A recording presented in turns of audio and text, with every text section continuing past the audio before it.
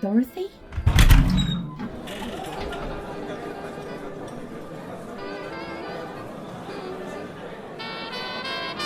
Welcome to 1940s Britain.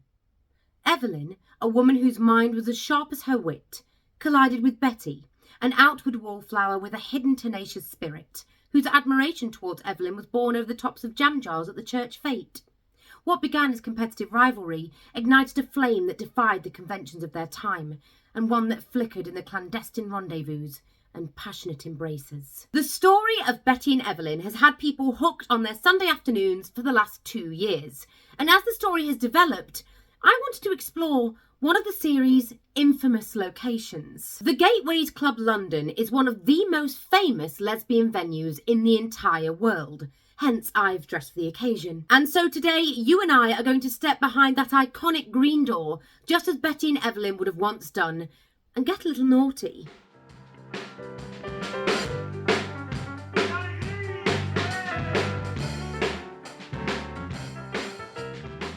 Starting off as a meeting place for bohemians, the club opened in 1931 and tended to attract the sexually diverse. Notable attendees included Marguerite Radcliffe Hall, author of The Well of Loneliness, a strictly lesbian novel first published in 1928, and her lover Una Trowbridge, who lived a few streets away. By 1943, it had started to become known as an underground lesbian-only club, run by course bookie Ted Ware, who'd won the lease in a bet.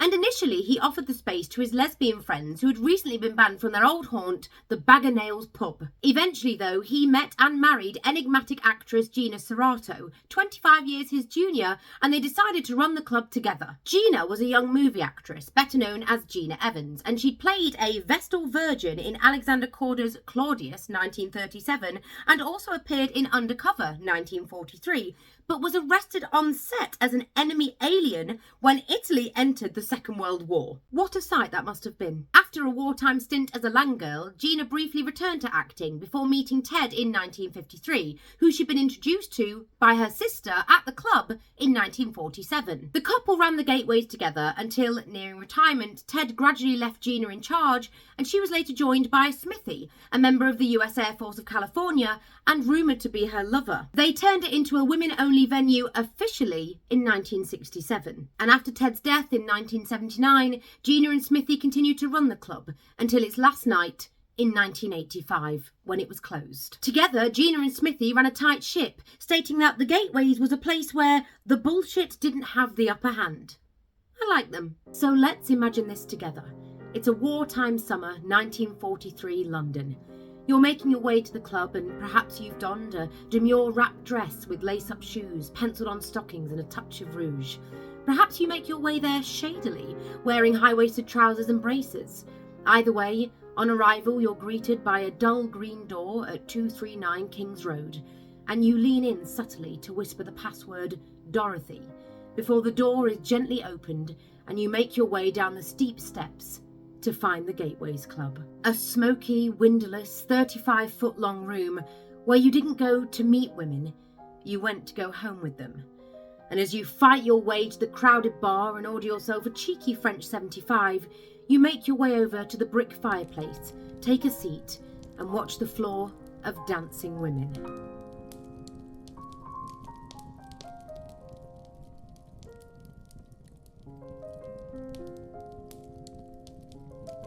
God, it sounds fabulous. However, snogging would not be on the cards, as it was strictly prohibited at the bar, and so for that, you'd have to head to the toilets.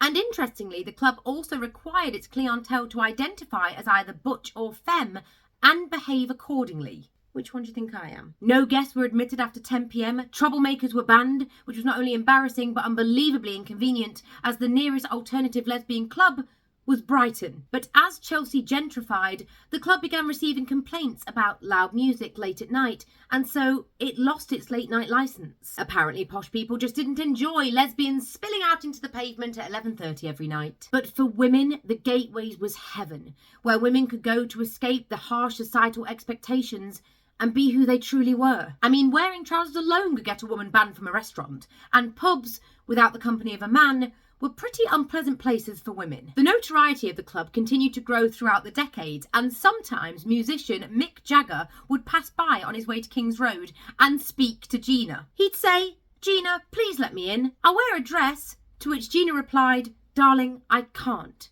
It's women only." Iconic. Gateways was also the site of a pivotal 10 minutes in the 1968 film The Killing of Sister George. Hello, Betty. Go take your taxi. Help yourself. Gateways Club, please.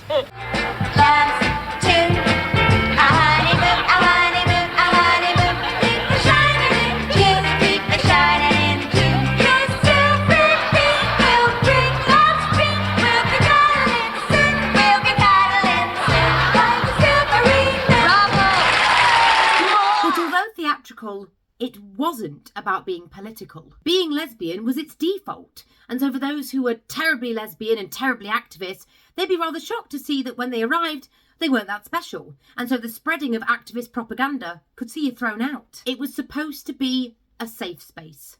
Nothing more. In January 2020, an application was made to English Heritage to erect a blue plaque on where the green door had once been, because yes, since then, it's been painted over in white. Just another perfect example of painting over an entire section of women's history. But in 2022, that dream became a reality when TV presenter Sandy Toksvig erected a plaque that read, "Gateways Club, 1943 to 1985, where lesbians could be themselves." Nothing more. I know they're only characters, but still, the idea of Betty and Evelyn dancing the night away on the floor of the Gateways, stealing a kiss, and then returning to their normal lives as wives and mothers, brings me a sense of joy laden with sadness for all the women where that was real.